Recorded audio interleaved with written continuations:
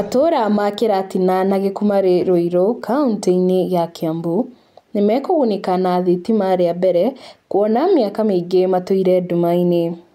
O ni kũringana na minista wa hinya ũrĩa tũhũthagĩra Opiyo Wandayi akiarĩria aikari a matura maya. Mambo ya maendeleo, hasa mambo ya nguvu ya umeme au stima. Kwa sababu stima sio starehe. Stima itawezesha watoto wetu kusoma, si ndio? Mchana na usiku.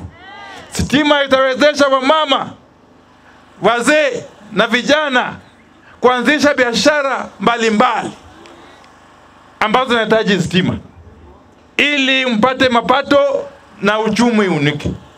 Opiyo Wandayi ni anyitĩtwo mbaru nĩ mũmbunge wa Ruiru Simon King'ara akiuga nĩ harĩ bata wa kũgĩa na thitima nginyagia thukuru-inĩ nĩguo kũrehe ũthii wa na mbere.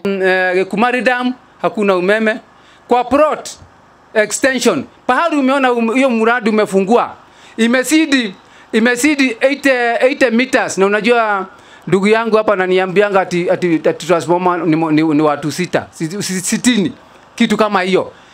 Sasa hiyo umefungua ni watu 80, kuna wengine 80 hawakupata kitu na ndio wakaitwa kwa plot. Hapa huyo ngambo ile nilikuwa nakuonyesha watu wanajenga, hakuna umeme.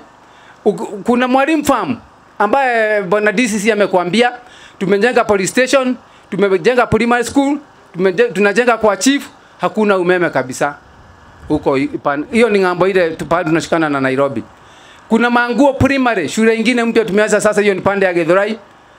Ndio sasa watoto wetu waweza kusoma kidijitali. Si tupatie hata kama ni transformer moja tu. Wandayi augite thirikari ni guthi na mbere na kumarehera uthii wa na mbere hamwe na tabarĩra ingĩ ta waki wa barabara na maĩ.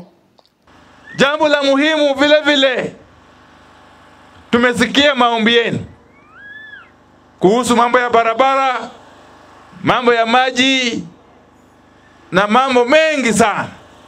Mimi nina hakika ya kwamba serikali kuu itashughulikia haya maneno.